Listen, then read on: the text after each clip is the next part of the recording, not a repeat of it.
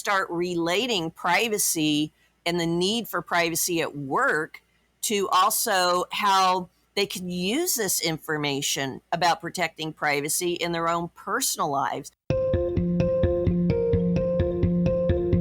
You're listening to KBcast, the cybersecurity podcast for all executives.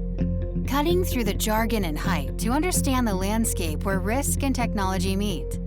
Now, here's your host, Carissa Breen. Rebecca, welcome back to the show. I'm really excited to have you here. I love your energy, I love your passion, I love your drive. I'm really excited to talk you through the recent ISACA report, Privacy in Practice, which we will link in the show notes below.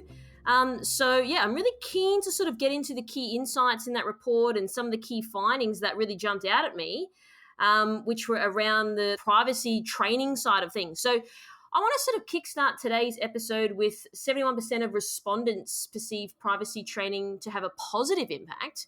But then I'm curious to know what the other 29% think. Why wouldn't they believe training is a positive thing? Oh my goodness. Well, this has been a battle for those of us who strongly believe in training for many years. And I'll tell you just a few of the reasons that I've heard, not only for many years, but recently too. So the first one is that when it comes to privacy training, there's often a misconception that only lawyers need to know privacy. And the executives that are the ones to approve of training programs and resources and time and funding oftentimes say, well, you know what? Privacy is a lawyer-only issue, and our lawyers already know what they need to know. So we don't need to provide training. Well, of course, they aren't thinking beyond the lawyer's office, right? Because anyone who touches personal data needs to know how they need to secure that personal data and comply with the policies of the company and the applicable compliance regulations and laws. So that one I hear a lot. Another one I hear, and it, very interestingly, by the way, often comes from technology vendors, is that, technology should be able to do everything. If technology is doing what it's supposed to do, then the people who are using the technology should not have to need training because the technology is doing it. And oh, by the way, we can't depend upon workers to do the right thing anyway. And it always, it bothers me, to say the least, when I hear those kind of comments. I see those kind of statements in articles that are published online and in magazines and so on. And it's just simply not true. There's always the human element because you're never going to take the humans out of the equation for ensuring privacy. Three others that I hear a lot too, just very quickly, and it bothers me too because people care. I've seen people care, but when it comes to investing in privacy training within the workplace, the statement often is, well, people don't care, so they aren't going to pay attention and they won't actually learn. They're just going to, be doing something else while the training is going on. And it just makes training a waste of time and a waste of money. Here's one that I hear a lot, especially from small and medium-sized businesses. They often say, we are not going to invest the time and money into training if we are not legally required to provide training. And of course, they obviously don't understand all the legal requirements for it when they have that opinion. But, they're saying we aren't going to do training. It's not going to make an impact anyway. And here's one that I've heard a lot of, not just executives say, but also even employees. Well, we still experience privacy breaches, and we did training. We gave a phishing training course, but yet we had a breach. Now, it doesn't matter that the breach was not related to phishing, but that is how they try to justify that they aren't supporting training. So it's a very wide variety of reasons why they don't support training, and it's really sad to see. I can definitely understand when they sort of think, oh, privacy is for lawyers. I can sort of understand where they're coming from that perspective. One thing I don't understand though is technology to like do privacy. Like I don't kind of get that. Like could you share a little bit more as to why people would think that perhaps? Oh, definitely. So here's a very incorrect assumption that too many folks who are implementing IT in their companies believe. They believe that every type of IT, every type of technology device and system and network comes secured and protecting personal data kind of out of the box. This is a very big problem with even IoT devices. Too many people who use IoT within the work area and consumers, they're like, well, why didn't the manufacturers build IoT to protect my privacy by default? I mean, my goodness, these are devices that are in the vicinity of where we live and where we work. So it seems like they should be doing that already. And of course, that just demonstrates that this assumption can be very risky, because that's why we still are getting more and more privacy breaches instead of fewer. Wow, yeah, that's interesting observation, and yeah, definitely a fallacy that people need to change their mindset. So, sort of just moving on from that, one of the other things that I noticed on the privacy training front is nearly 70% indicate that they evaluate the success of privacy training by looking at the number of employees who complete the training rather than measuring sort of the efficacy of the training. So this kind of seems counterintuitive, and this appears more of a check in the box exercise. So, can you share your opinion on why people are thinking like this? Well, when it comes to metrics, oftentimes it's hard for organizations to really think about what is going to be an effective metric versus what's a simple metric. And of course, having a certain percentage of people to take the class is a very common metric. In fact, I know here in the US why there are many financial companies who still have the metric of, you have to take the training. And if you don't get 100% of our folks who are taking the training in our organization, then that is going to impact bonuses, and we're going to immediately cut off people from accessing the network and so on. So, what needs to be done is to really think about what is an effective indicator that can show that the training was effective. Well, you need to consider what was the topic of the training. So, one that I use often because it's one that most people can relate to is, what if you provide training to the help desk area for how they need to do identity verification? They go through the training, they make sure that they're doing identity verification according to what's legally acceptable and by the policies of the company. But then after that, that's where for your KPIs, you can set up a set of tests where the privacy office and perhaps some others throughout the organization who's working as a team on this, they can actually then test the call center to see if they're following then the procedures, let's say a week after they took the training, or a month after, or a quarter after. That is truly beneficial, because if you see within just 1 week that after they just had this training, they are not following the identity verification procedures, that can tell you either that the training wasn't effective or that maybe the procedures are not feasible.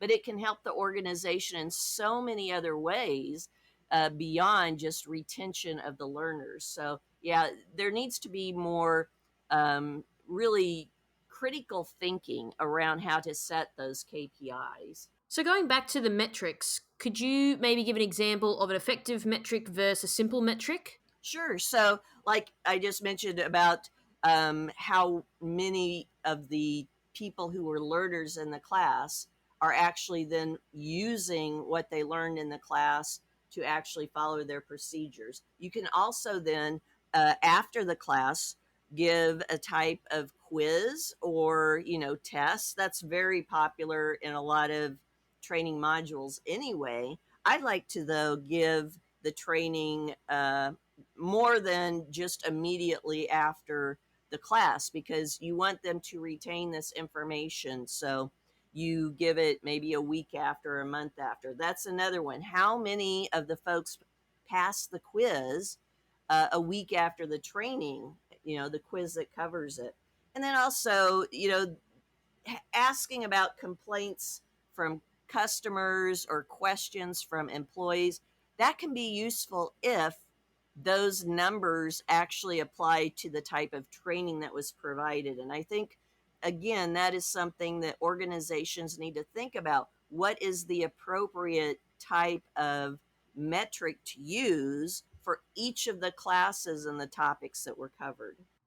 Thanks for sharing that. One of the things that came to my mind as you're talking through that a little bit more was when sometimes you get like the feedback or the quiz or the form to say provide feedback on the training. Would you say that people are honest in that? Because more often than not, like I never want to, be horrible towards someone or be rude and say like, oh, that trainer sucked or that sucked. Like I'm not that type of person. So would you say perhaps the metrics could be skewed because people have the right intention? Like no one wants to be like an unkind person. So do you think that people are going to say, yeah, it was great, but like maybe that's not the truth? Yeah, that's a good point. I would say that's where it's important in those evaluations to maybe keep those types of questions out, because really, what should be asked in evaluations is something like, did the information in the training class help you to perform your job responsibilities in a way that will help you to better protect personal data? Make it about the class and how it relates to their job responsibilities, as opposed to making it about the individual themselves. Now, if of course you can be creative and ask questions that are indirectly related to the person who's the trainer, like, was the method of providing the training effective? That way you're not, the person who's answering it is not necessarily directly judging the person, especially if it's their friend, right? As you kind of were, referencing earlier, but it's talking about the method for learning this type of topic. So again, it really needs to be something that is thought about more than, I think a lot of times I see so many different training classes out there. And sometimes it really seems like the focus is more on flashy, presentation, and not really about the true learning aspect of how the information is being delivered and how the topics are being presented. So that's another important consideration as well. So what I'm hearing from what you're saying is it's how you frame these questions, because I mean more often than not maybe people need to sharpen that. Perhaps a little bit to what you alluded to around it's more about the training rather than, oh, like, did you like this person, and did it help you in terms of like on the day, like working through like the educational side of why you need to do certain things? So would you just say, like, as a rule of thumb, perhaps this is a big area that that's a blind spot for them, because maybe people don't think about this as much as they need to, because maybe this is really going to dial in those metrics to provide better insights on how effective their training is? Because I think maybe people just overlook it and to be like, oh yeah, will sound like a quick questionnaire, but they're not sort of thinking it through as thoroughly as they should. That's a very good point. Definitely, they need to think through it. In fact, I've given a lot of classes at conferences, right? And at conferences, when you answer those evaluations after the class, it could be a 1-day class, 2-day, full week. But oftentimes, it seems like there's more questions about, was the food good, and did you have enough breaks, and was the temperature okay? Which is important to know, of course, if you're the person that is putting on the training and the conference, because that's something that can help you for future ones. But really, what would be ideal is if you ask about the environment issues separate from asking about the training itself and the content of the training. And I think, looking at all of those times I've done classes at conferences and seminars, it just always disappointed me as an instructor as well, to see people talking about either, oh, the food was not something I liked, or it was too cold, and then half of the others say, oh, it was too hot. So it's like, well, this isn't helping me as an instructor either, if all they're talking about is just, what they ate, drank, and what the temperature was. So that is exactly yeah. So to your point, yes, I think how the evaluations are presented and separating those two issues. Let's have an evaluation for the class separate from just the environmental issues surrounding how the class was presented. So I'd like to switch gears now and talk about the privacy program management side of things and some of the biggest challenges that I read in the report. And so one of those was talking around the lack of executive or business support, which was 39%. Now, I mean, it's not too high, but it's still pretty high. So I'm just curious to know why that the case is, and even if you've got some hypotheses around why that is still relatively high. Well, yes, because, ideally you want 100% of your executives or the business to support the privacy program. And yes, they are linked, because if the executives don't place importance on privacy, then the influence is going to suffer. And the privacy program really needs to be a separate department. It should not be, ideally, and of course, it depends on the size of the organization and also the industry, oftentimes, but ideally, the privacy program being a separate department, a separate unit, and having the chief privacy officer at a level where there is recognized authority.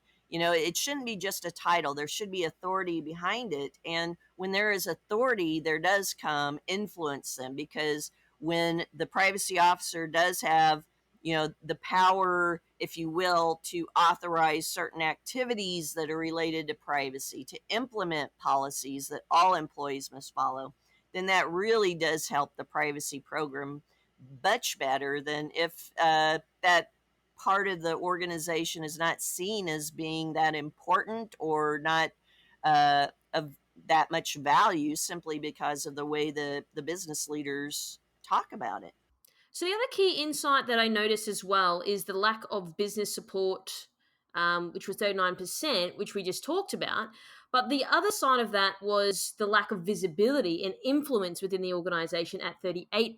So how can companies generate better visibility within their organization from your perspective? Because the last two stats that we've gone on about are like on par with one another. So do you think they are more linked than perhaps people are aware of, or what are your sort of thoughts on this?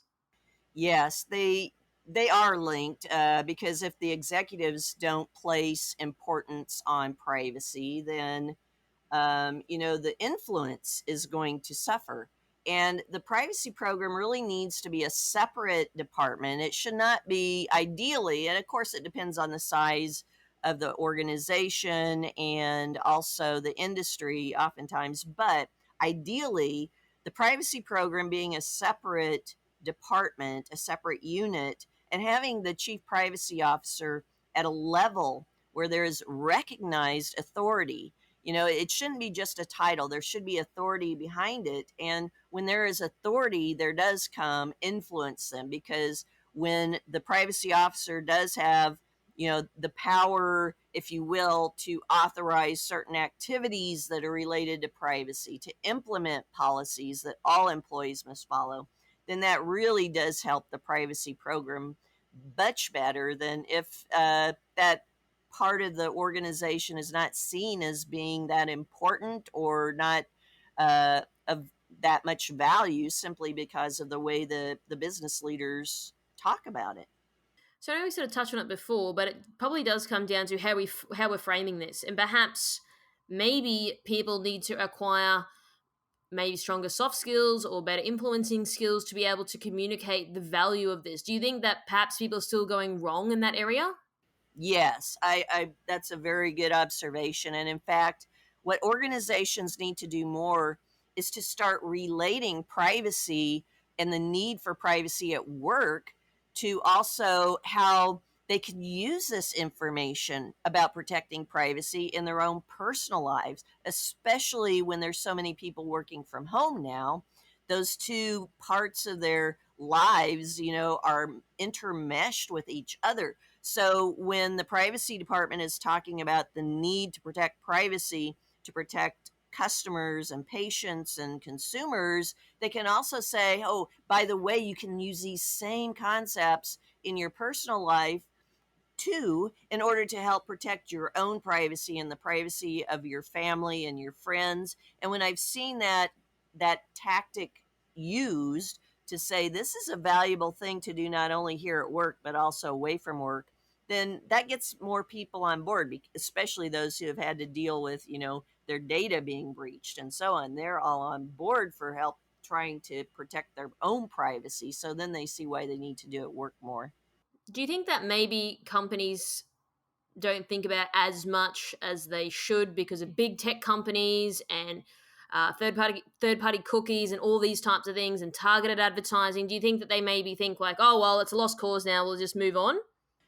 I think a lot of folks might think that, and instead of trying to deal with, deal with the privacy part, they try to think of ways to maybe address the issues from a different perspective, kind of like what you're saying. So, instead of doing that, I think that they need to take an approach that is much more thoughtful and really does address the employees and their views of privacy, and not just let's get away from that common perspective of, oh, we're just going to do what's legally required and then we will have all of our privacy problems addressed. No, you won't, because laws only address a subset of the true privacy risk. I mean, laws are always lagging in what is necessary to truly protect the privacy of different areas of life and business where personal data is accessed and used and where laws do not apply. So, yeah, there needs to be a different viewpoint of how to address privacy.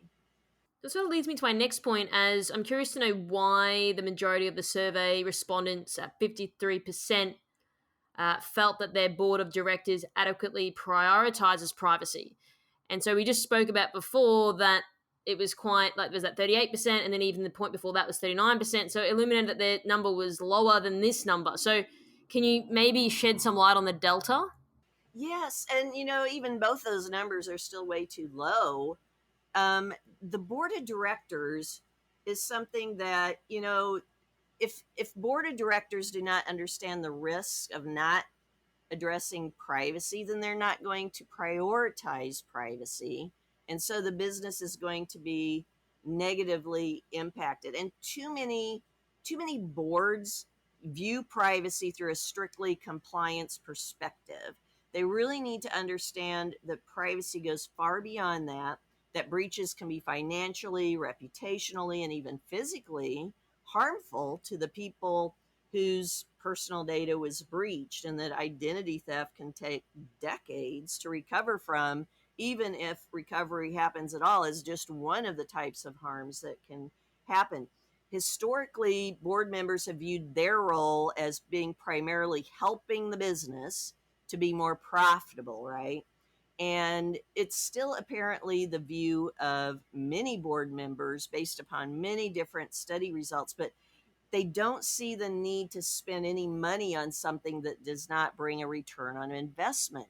So the board needs to see how addressing privacy is something that will benefit the business, and look at it from a perspective that, of course, it will consider financials. It always will from the board, but yet they still need to see how those soft numbers, the soft costs, come into play. And it truly is something that addressing privacy will bring a return on investments when they don't have as many breaches, and when they don't get compliance fines, and when they aren't sued by their customers because of the data breaches that are occurring. So would you say, generally speaking, most companies are driven by compliance? Because I do get what you're saying. They don't see the ROI necessarily. They got to pull money into something that they can't see any tangible sort of like object that they can feel and touch. So it's a hard one to sort of go, oh, okay, let's just throw more money at this. So do you think most people are driven by compliance? And yes, as we know, compliance doesn't mean you're secure. We all know that. But how do we get people past that point where they are focusing on it more rather than just for compliance reasoning? Yes, and that is a challenge for most organizations. And besides compliance too, the sad thing is the board often thinks, well, it kind of takes an ignorance is bliss type of view. If you don't know anything bad is happening, then nothing bad is happening.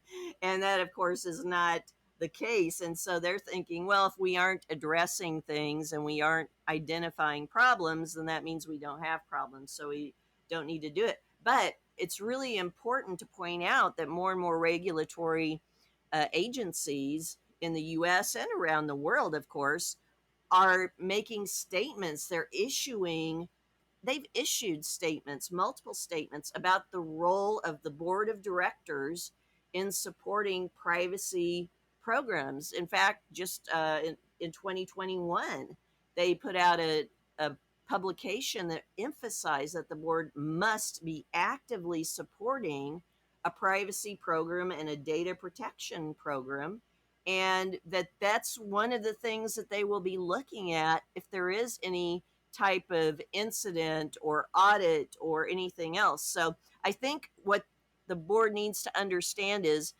as the board, they may very well share in responsibility for not being in compliance, for bad things happening when there's not enough privacy protections in place, and that these agencies that do apply huge fines and penalties, they're aware of this, and they're telling you, hey, we expect the board to support privacy programs, and that's something that we are going to take into consideration when we come to your organization, either to do an audit or to answer complaints, or after a breach. So, another key insight I'd like to explore is 24% of respondents don't feel that their board adequately prioritizes privacy, but 19% of that, which is the part that I'm really interested in, is they don't know why. That's pretty high. 19% out of 24%. It is. And, that tells me that those folks, those roles who have responsibility for privacy programs, they are not communicating with their board enough about the privacy program. If that is their answer, they should know what the board of directors is thinking about and how strongly they support them. I mean, the first thing that I would do as the CPO of a privacy program is to find out who are the board of directors, and let's set up at least a quarterly meeting with them to say, here's the state of our organization with regard to privacy protection. And I would call it privacy protection as a larger umbrella term than just privacy compliance, which is, again, an implication that it's just a legal issue. But I would start having regular discussions with the board and making presentations so they're aware of it. And you know what? While you're doing this, and I've done this before, throw in some tips to the board members about things that are the newest, technology fad that everybody's using, and then say, hey, while I'm here, here's some issues that impact us within the organization, but they may impact you at home too. So here's how to make sure your new IoT device, your smart TV, isn't recording you and your family when you're watching something, and you may not even realize it, So that communication is important. You need to build a team of stakeholders from across your organization to truly also be communicating with the board. I mean, you already have stakeholders across the organization speaking with the board of directors about their business unit. So have them also incorporate the privacy activities within that. And even better, or in addition to, establish a board level type of privacy program oversight. Ask them, say, hey, it would be really great if one or two or three of you, a sub team of the full board, could actually provide oversight for my program. So that way you can give me feedback. Let me know how we're doing, where you have questions, where you have concerns, and then hold regular privacy briefings with them. So then that way you can see what they think about how you're doing things, and then you could communicate and answer questions about them to them too, face to face. It's communication is absolutely critical for privacy program success. Do you think it's hard for people though to even get a meeting, to get time with people, because they've got other people sort of knocking on their door saying, oh, we've got to talk about human resources and finance and all these other things. And so do you think it just gets deprioritized and maybe they're not getting the airtime that they deserve? And then as a result, like they're checking in maybe once a year, if that.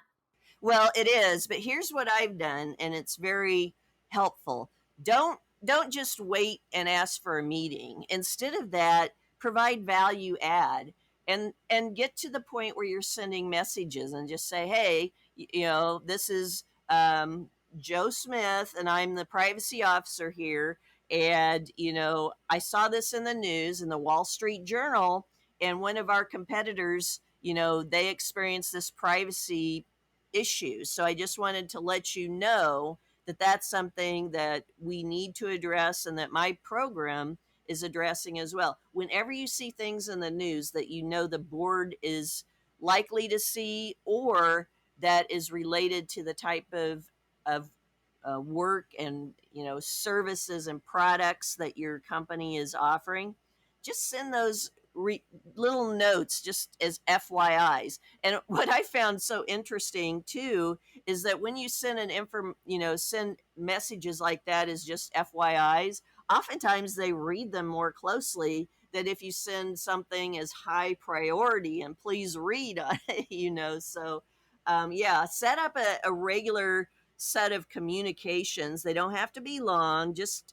so it's kind of the squeaky wheel concept, but in a more planned out way that's maybe not squeaky wheel as in, I'm complaining and I want to get things done. It's more like, here's something I just thought you should know about because it's something that we are addressing here at the company as well. And, after a few messages, they're going to start to watch what you're sending. They're going to get to know that you are the head of the privacy program. And that's when you are more likely then to get that face-to-face meeting with them instead of just, waiting until once a year to ask for that. Wonderful. Appreciate your answers, Rebecca. That's all we have time for today. So thanks for sharing those insights and that summary. And we'll definitely be linking the report in the show notes. Thanks, Rebecca. Thanks very much for your time. Thanks for tuning in. We hope that you found today's episode useful and you took away a few key points. Don't forget to subscribe to our podcast to get our latest episodes. If you'd like to find out how KBI can help grow your cyber business, then please head over to kbi.digital. This podcast was brought to you by KBI.media, the voice of cyber.